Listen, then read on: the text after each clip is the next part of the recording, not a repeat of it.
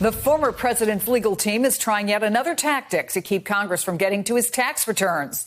In new filings today, they're asking to block the release, and his lawyers argue that Congress's goal is to expose the private tax information of one individual, President Trump, for political gain.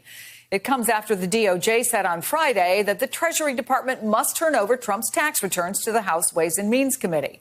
For more, we're joined tonight by Neil Katyal, Department of Justice veteran and former acting Solicitor General during the Obama administration, who has argued dozens of cases before the U.S. Supreme Court. So many questions for you tonight, Neil. Let's start with what happens now that Trump's lawyers are intervening? I mean, do they have a solid argument, and how much could this delay Congress potentially getting those tax returns?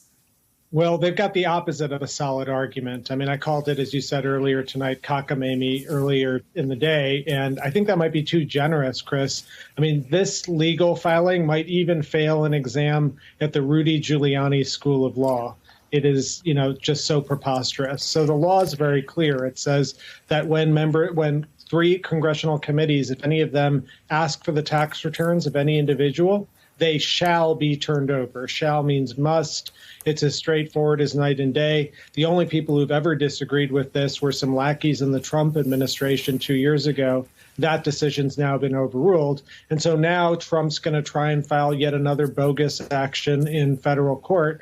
I think this can all go very quickly. I don't think this is something that it's such a bogus argument. I think it can be decided quickly by the trial court, by the Court of Appeals, and I can't imagine the U.S. Supreme Court wading in. They waded in once before when Trump was afraid to turn his tax returns over or some financial documents over to Congress, and he lost that, and all of that was turned over under that decision. So unlikely any graduates of the Rudy Giuliani School of Law will go before the Supreme Court. So in the meantime, Neil, what do you think this House committee is going to be looking for in Trump's tax returns, again, assuming they get them?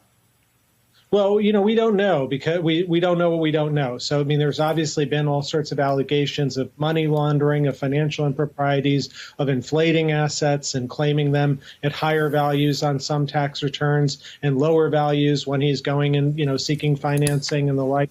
So there's any number of possibilities. But, I think, the way that we deal with this in a democracy is when someone runs for president, they have to turn over their tax returns. And he's the first one to not do that in modern history. And that's why we're left in this guessing game, which is tremendously unfortunate. And, now we're after his presidency. The American people should have known this before any election. Yeah. So obviously, they're still fighting giving out the tax returns. I haven't heard him say recently that he's still under audit, but maybe that's going to continue to be another line that he uses.